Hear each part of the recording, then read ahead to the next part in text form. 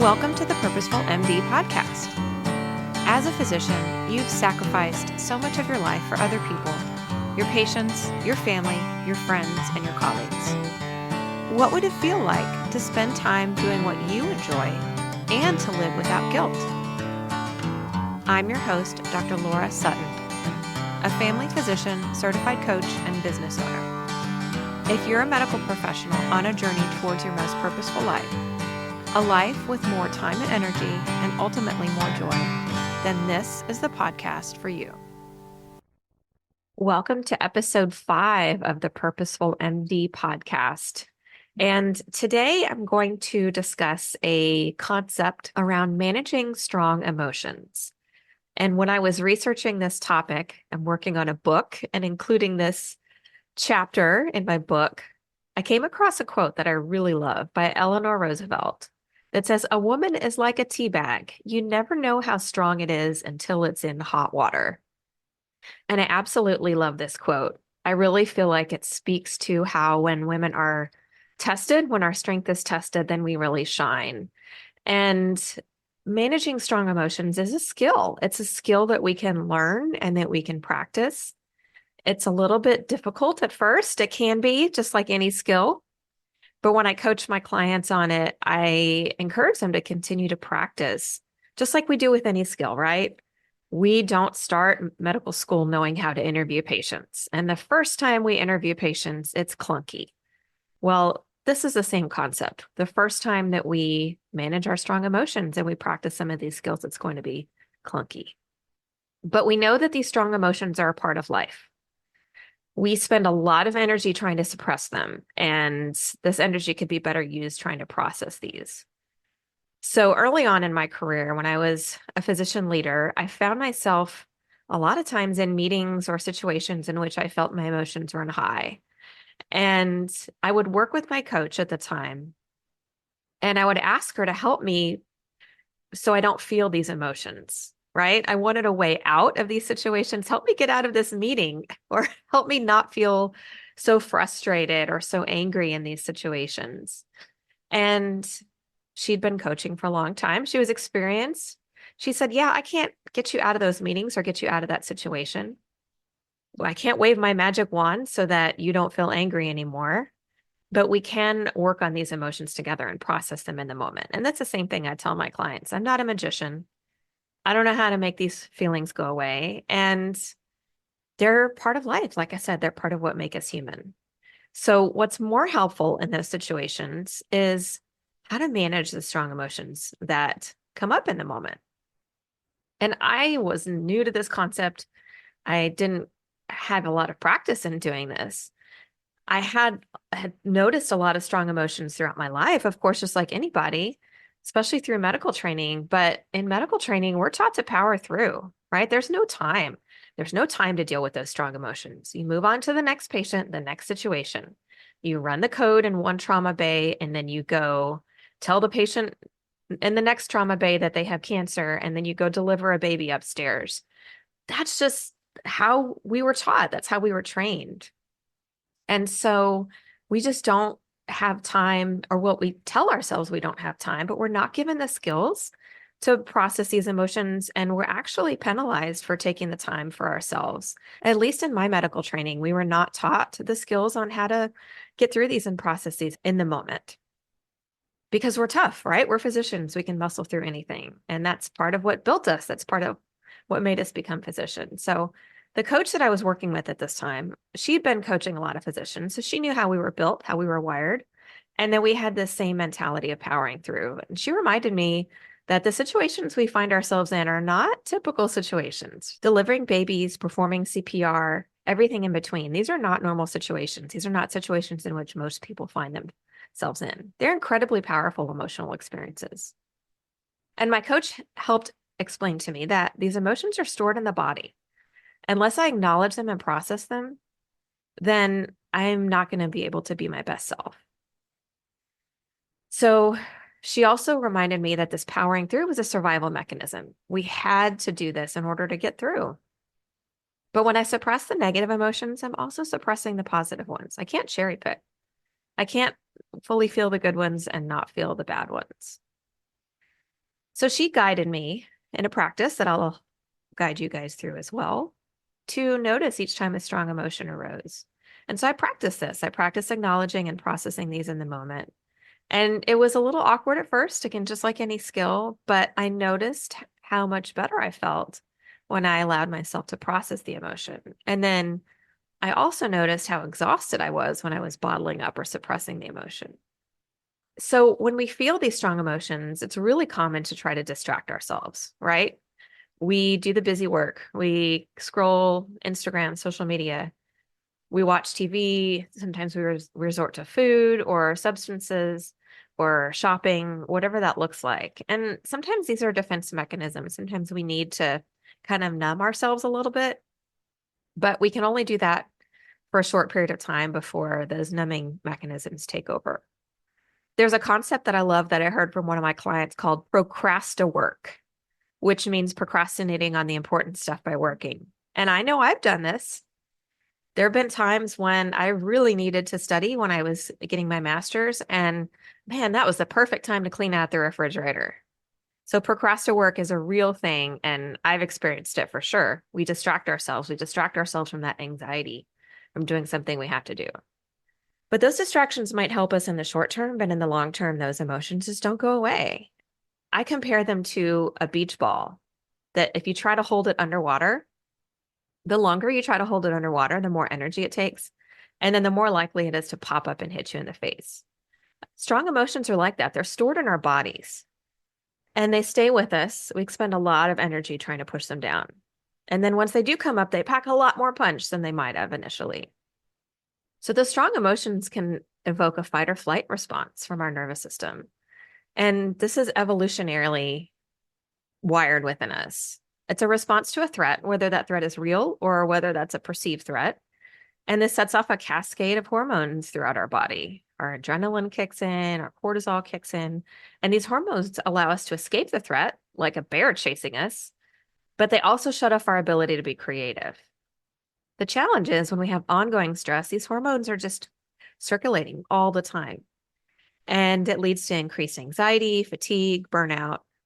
A lot of times we don't have control over the stressors, but we can counteract the negative effect of those stress hormones in the long term.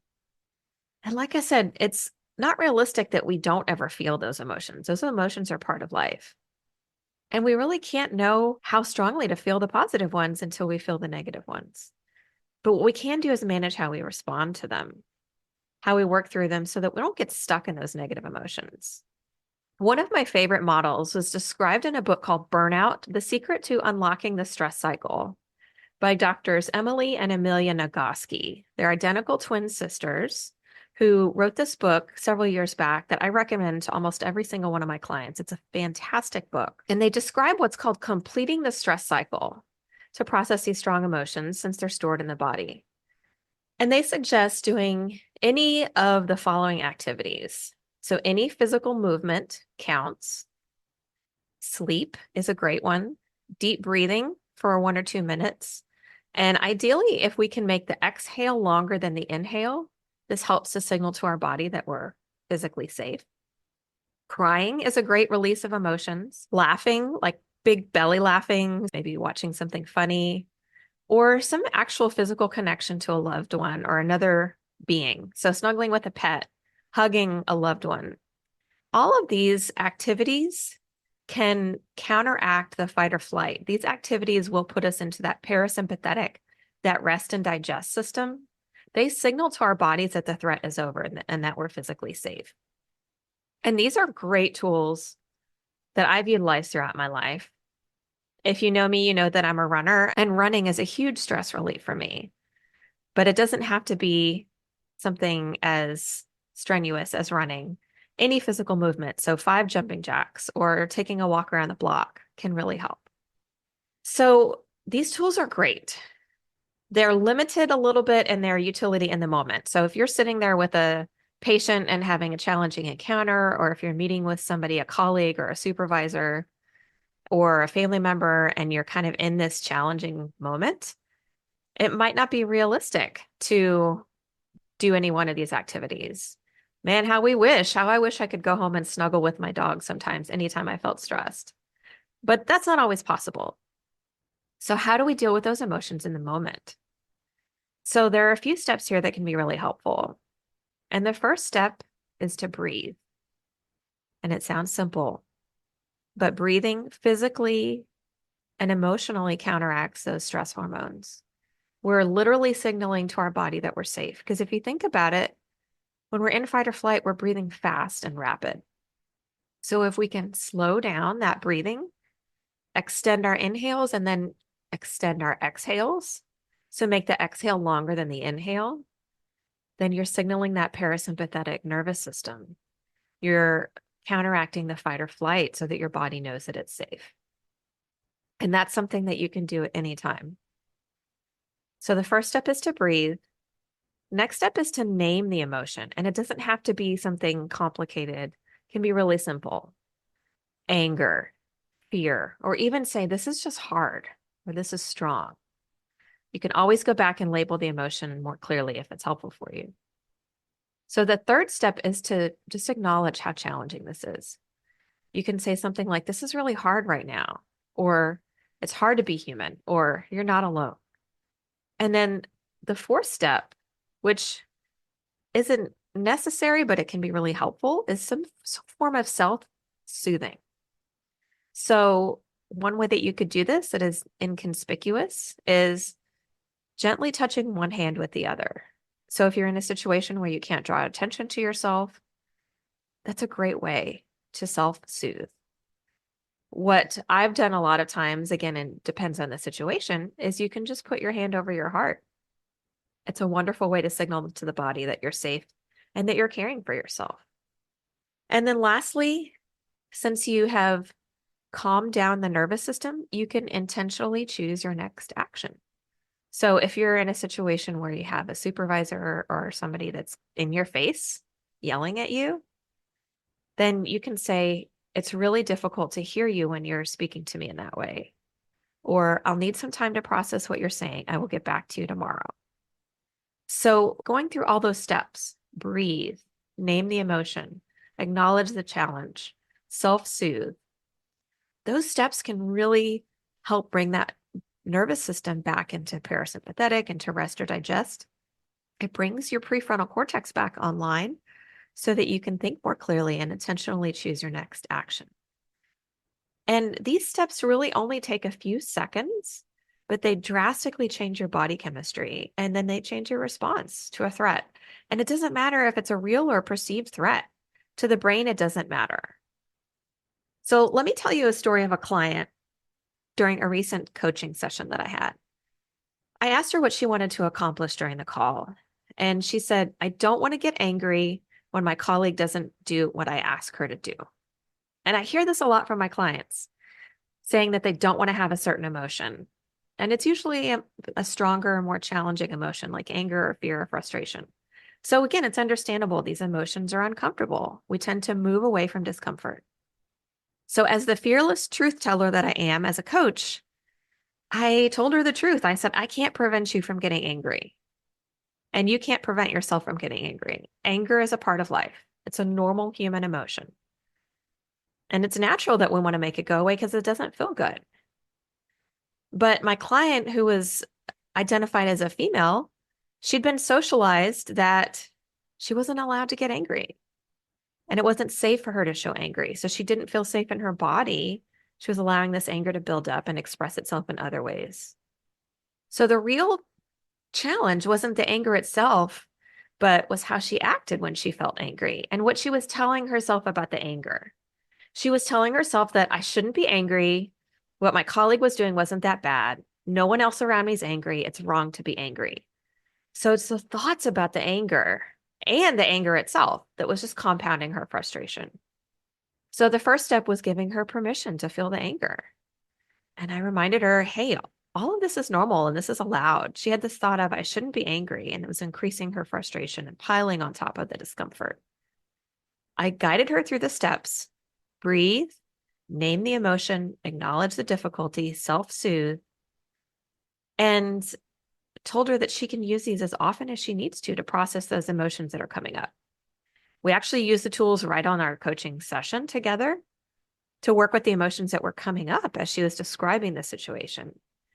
And immediately afterward, even though nothing had changed about the situation, she said that she felt so much more peaceful and so much more grounded.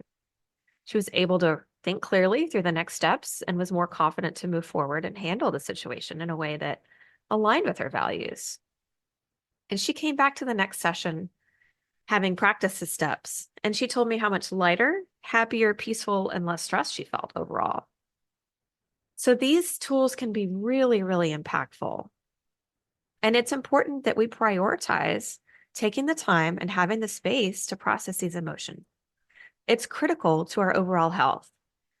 The negative impacts of chronic stress on our physical and emotional health is well documented. And we know from the research that, again, we can't selectively suppress emotions. When we suppress the negative ones, we suppress the positive ones too.